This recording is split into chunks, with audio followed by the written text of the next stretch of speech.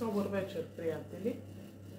Аз съм Виктория Минева, псевдонима ми е Странде и съм собственика на лична призма блога.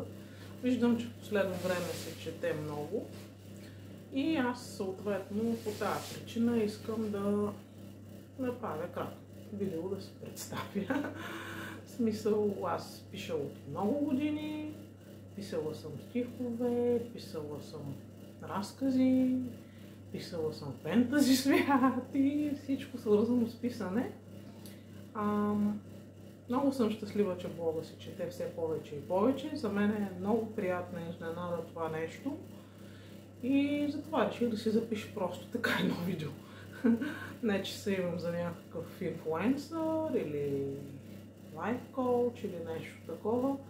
Но ще проведа видеото като един кратък разговор, нещо като резюме на последните ми статии за Гертруд Бел, за Великия Гетсби, за зумбата и артстайла и най-вече мнението ми защо да си необвързан не е смъртна присъда, а е прераждан. Защото аз след всичките ми раздели съм постигнала много сериозни и големи неща и смятам, че всички необвързани читатели на лична призма могат да постигнат огромни неща, въпреки че не са във връзка с друг човек. В днешно време връзките са много сложна материя, свързана с много изисквания, с много криворазбрани неща, а всъщност нещата са много прости. Аз писах в един от постовете си до 30 минути. Ако двамата човека не усетят, че са един за друг, няма да го усетят след 30 месеца.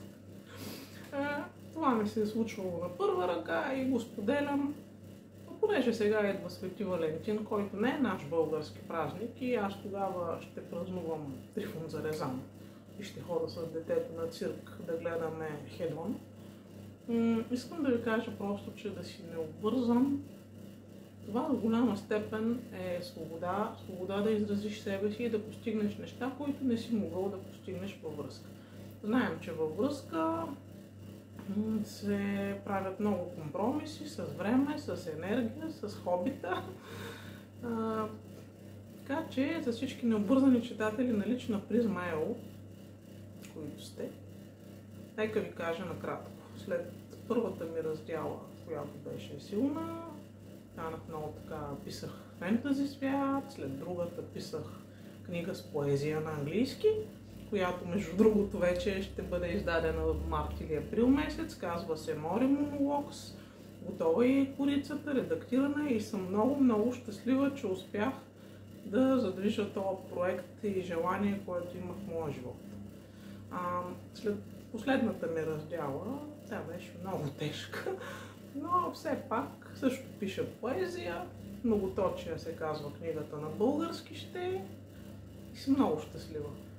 През всички периоди, когато съм била след раздяла, искам да кажа, че съм се захващала с много сериозни и дълбоки неща и съм превръщала болката в сила. Ето, миналата година се захванах с бизнеса си с One More International вследствие на една раздяла и постигнах големи успехи. Сега вследствие на друга раздяла, ето книгата ми с поезия е факт и съответно искам да ви кажа, че да, не е приятно човек да няма връзка и так си е болезнено, но пък има и други важни неща в живота, върху които можем да се концентрираме, когато не сме във връзка. Просто искам да го споделя чисто сърдечно това послание, просто така ми идва отвътре и затова го правя. Да, между другото, това са на фирмата Killstar, аз съм ви писала за нея обици, колие, които са ми подарък от моята най-добра приятелка, също необвързана дама. Но пък приятелствата, след като се попадне в определени ситуации, много се доказват и са много по-силни, отколкото преди. това мога да го гарантирам на 100%, но искам да ви кажа следното. Не унивайте, скъпи читатели и приятели на лична призма ЕО, ако нямате в момента връзка.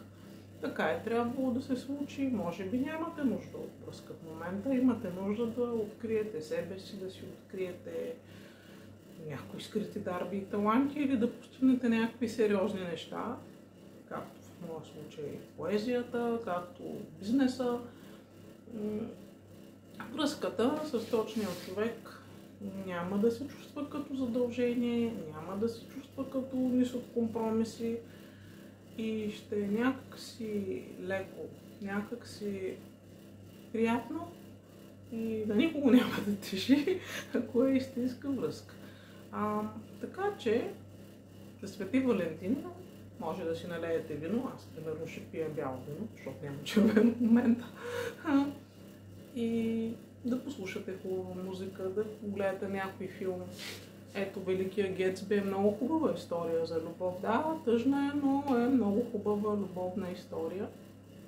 И тя, освен че е любовна, показва как един човек може да бъде това, което иска да бъде, независимо, че е бил отхвърлен. Да, това е всъщност истината. Значи човек, когато е необвързан, значи има някаква друга мисия за момента, докато намери сродната си душа и подходящия партньор. В принцип аз гледам да правя кратки видеа и, както казах, блога много се чете и много ви благодаря за това, че го четете.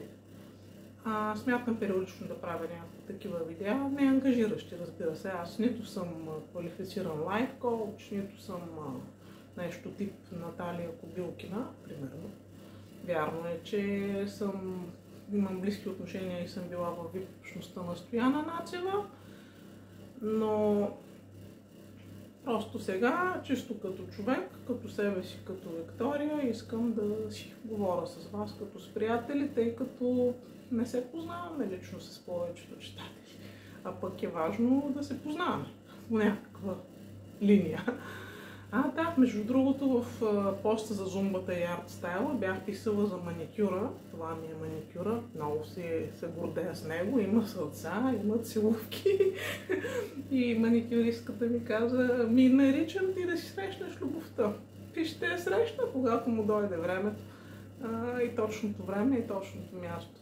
И така, приятели, приемете това, че дадена раздяла ви е дала много ценни уроци и всъщност ви е дала криле да полетите към вашите мечти, към вашите цели, да осъществите нещо важно. Както аз си написах книгата Mori Monologues, както аз стартирах бизнеса си с One More International, за който също ми би било приятно да си поговорим. Имам видеа на YouTube, но на Свети Валентин не плачете. Не, няма смисъл. Каквото е било, било. Каквото се е случило, се е случило. И да плачете, и да не плачете, разделата е факт, който няма как да променим. И затова единственото, което може да се промени, е да си купите, примерно, хубави обици или шалове, или хубави ногти да си направите, както съм писала в статията. Гмурвам се в златните си ногти от 25-та. Гмурвате се с златните си ногти в февруари месец. Ерата на Водолея. Благодаря ви, приятели, за вниманието. Ако сте ми обърнали внимание, за мен това е чест и съм много щастлива.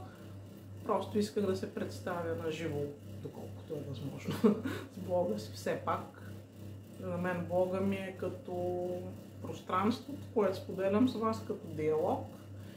И съм много горда, че се чете от много хора. Наистина приятно съм изненадана за България да се чете така. В смисъл, наистина смятах, че повечето българи четат основно клюки, новини и никой не го интересува нищо друго. Било е явно ограничаващо, вярно. Добре, хубава вечер ви желая и пак ще се включа, когато имам вдъхновение за това. Чао!